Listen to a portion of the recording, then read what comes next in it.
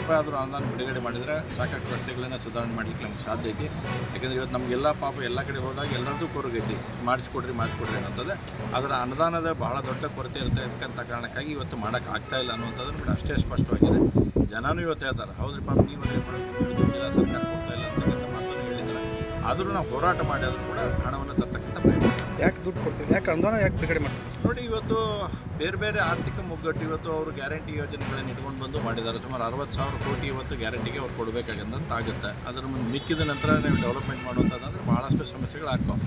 ಅದರಲ್ಲಿ ಇವತ್ತು ಅನೇಕ ಬಾರಿ ಟ್ಯಾಕ್ಸ್ಗಳನ್ನು ಏರಿಸಿದ್ದಾರೆ, ಬೇರೆ ಬೇರೆ ಇದನ್ನು ಮಾಡಿದ್ದಾರೆ. ಅಷ್ಟಾದರೂ ಕೂಡ ಇವತ್ತು ಹಣಕಾಸಿನ ವ್ಯವಸ್ಥೆ ಸರಿ ಮಾಡಲಿಕ್ಕೆ ರಾಜ್ಯ ಸರ್ಕಾರ ಕಡೆಯಿಂದ ಆಗ್ತಾ ಇಲ್ಲ.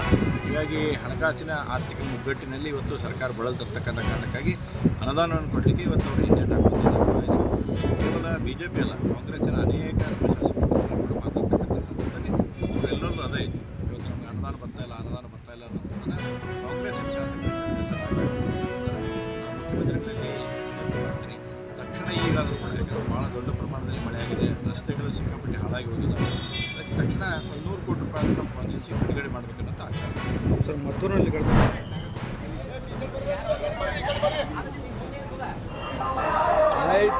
65 ಜನ ಬೆಳಿಗ್ಗೆ ಹೋಗ್ಯಾರ್ರಿ.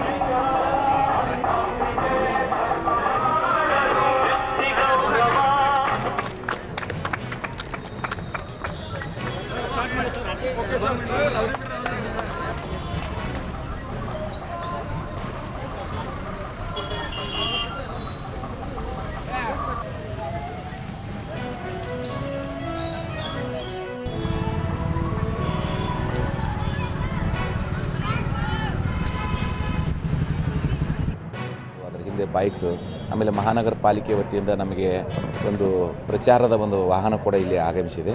ಅದೇ ರೀತಿ ಮಾನ್ಯ ಜಿಲ್ಲಾಧಿಕಾರಿಗಳು, ಮಾನ್ಯ ಮುಖ್ಯ ಕಾರ್ಯನಿರ್ವಾಹಕ ಅಧಿಕಾರಿಗಳು ಮತ್ತು ಮಾನ್ಯ ಪೊಲೀಸ್ ವರಿಷ್ಠಾಧಿಕಾರಿಗಳ ಆದಿಯಾಗಿ ಜಿಲ್ಲೆಯ ಗೌರವಾನ್ವಿತ ಎಲ್ಲ ಮಾನ್ಯ ಉಸ್ತುವಾರಿ ಸಚಿವರಾಗಿರ್ತಕ್ಕಂಥ ಡಾಕ್ಟರ್ MB ಪಾಟೀಲ್ ಸಾಹೇಬ್ರವರ ಒಂದು ಮಾರ್ಗದರ್ಶನ ಮತ್ತು ನಿರ್ದೇಶನದ ಮೇರೆಗೆ ಇವತ್ತು ನಾವು ಈ ಒಂದು ಸೈಕಲ್ ಜಾಥಾವನ್ನು ಹಮ್ಮಿಕೊಂಡಿದ್ದೇವೆ.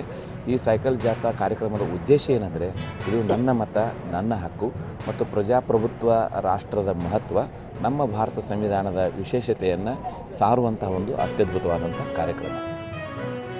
ಇವತ್ತು ಅಂತಾರಾಷ್ಟ್ರೀಯ ಪ್ರಜಾಪ್ರಭುತ್ವದ ನಿಮಿತ್ತವಾಗಿ ನಾವು ವಿಜಯಪುರ ಜಿಲ್ಲೆಯಲ್ಲಿ ಅತ್ಯಂತ ವಿಜೃಂಭಣೆಯಿಂದ ಈ ಜನಜಾಗೃತಿಯನ್ನು ಮಾಡ್ತಾಯಿದ್ದೀವಿ. ನನ್ನ ಮತದಾನ ನನ್ನ ಹಕ್ಕು ಅಂತಕ್ಕಂಥ ಧ್ಯೇಯವನ್ನು ಜನರಿಗೆ ತಿಳುವಳಿಕೆ ಕೊಡುವುದರ ಮೂಲಕ ಸಮಾಜ ಕಲ್ಯಾಣ ಇಲಾಖೆ ನೇತೃತ್ವದಲ್ಲಿ ಜಿಲ್ಲಾ ಆಡಳಿತದೊಂದಿಗೆ ಎಲ್ಲ ಇಲಾಖೆಯ ಅಧಿಕಾರಿಗಳು ಕೂಡಿಕೊಂಡು ಈ ಕಾರ್ಯಕ್ರಮವನ್ನು ನಾವು ಇಲ್ಲಿ ಹಮ್ಮಿಕೊಂಡಿರುತ್ತೇವೆ.